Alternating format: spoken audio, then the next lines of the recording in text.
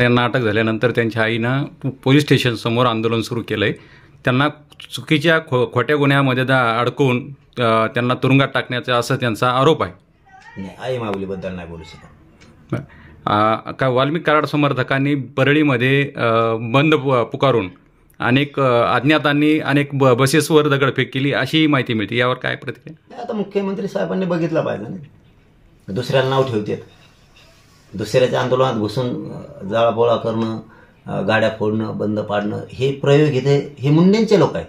ही धनंजय मुंडेची टोळी, हिला जातीकडे नका नाही, ही जातीकडे नका। त्या वंजारी जातीतले चांगले लोक आहेत, लय चांगले लोक। आम्ही कधी जातीवर बोलवलं नाहीत, कोणच्याच वंजारी नाही, धनगर नाही, दलित नाही, मुस्लिम नाही, 12 बलुतेदार नाही, 18 पकड, जातीवर नाही। ही टोळी, ही धनंजय मुंडेची टोळी, ही प्रचंड मस्तावलेली आहे ही टोळी, कारण त्या जातीतले चांगले लोक आहेत। इतकी पत होती ना त्यांच्या समाजाची, पुरी पत घालायचं काम आणि त्या जातीला डाग लावायचं काम ह्या टोळीनं केलेलं। राज्याला सुद्धा डाग लावायचं काम सुद्धा सरकारला, मुख्यमंत्र्यांना, फडणवीसांना डाग लावण्याचं काम ह्या टोळीनं केलेलं।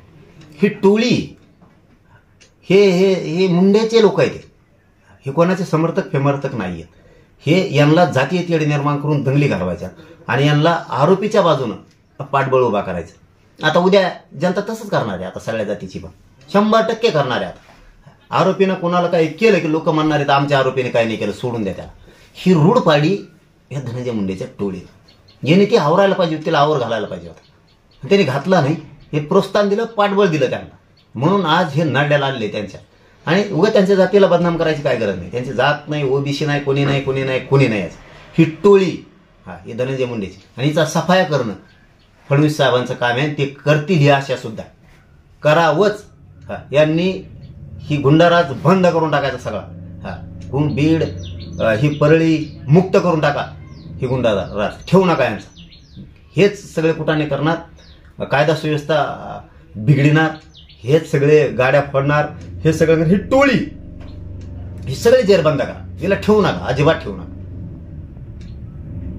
आता वाल्मिक कराड यांच्यावर 302 अंतर्गत कारवाई होऊन मोका लावण्यात आलेला आहे, यावर आपली काय प्रतिक्रिया?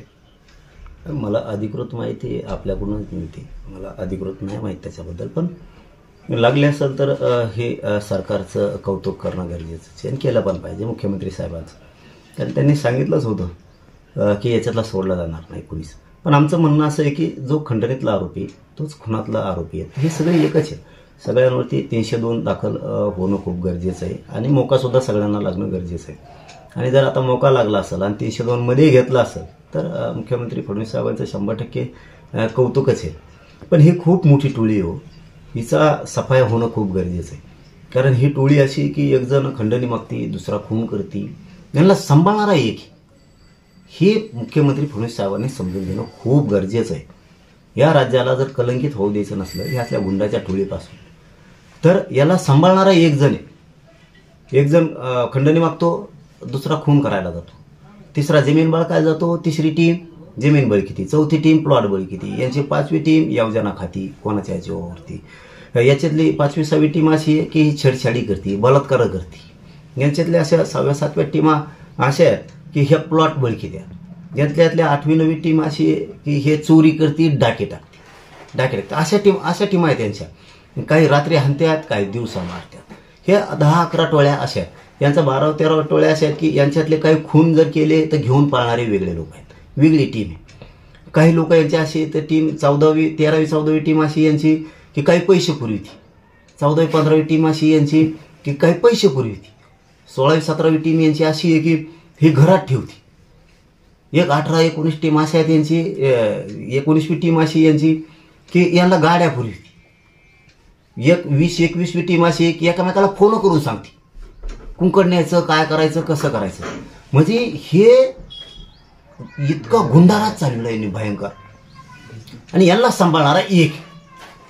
म्हणून खंडणीतले आरोपी आणि खुनातले आरोपी हे दोन्ही एकच आहेत, यांना 302 खाली घेऊन मोका लावायचा यांना, आणि ही केस अंडर ट्रायल चालवायची आणि यांची सगळ्यांची नार्को टेस्ट करायची।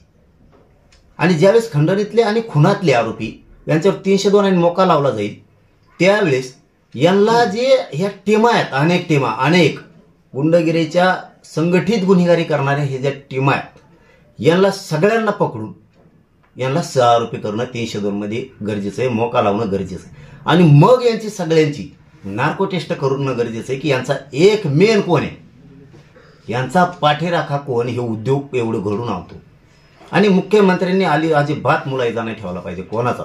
यांनी काय करायला पाहिजे मुख्यमंत्री साहेबांनी, की ही सगळी टोळींची नार्को टेस्ट करून यांच्यावर 302 लावून ही सगळी जेलमध्ये सोडून यांचा समोर नायनाट करून टाकला पाहिजे. कारण याच्यातला एक खंडणीतला माणूस हे काय सरकार चालवत नाहीये, हे सरकार नाही चालली, म्हणून याची दयामाया करायची, याला मध्ये टाकायचं म्हणजे कलंकापासून राज्य वाच. ही राज्य गोरगरीब जनता या राज्यातली टावपुरती न्यायासाठी.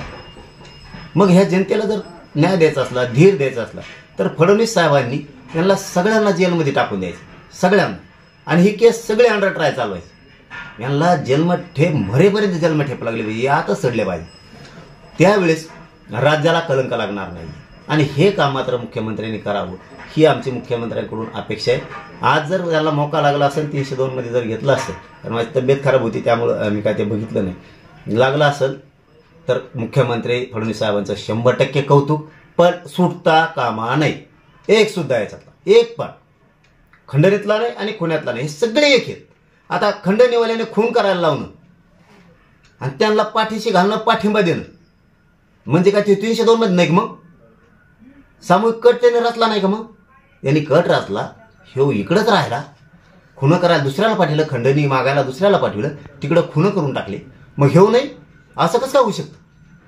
खुनं करणारा ज्यांनी केलाय ना त्यांना पाठवणारा खंडणीवाला ह्यो मुख्य आरोपी पाहिजे. खरं तर ह्यो मेन मुख्य आरोपी पाहिजे, कारण यांनीच ह्यो घडून आणतोय.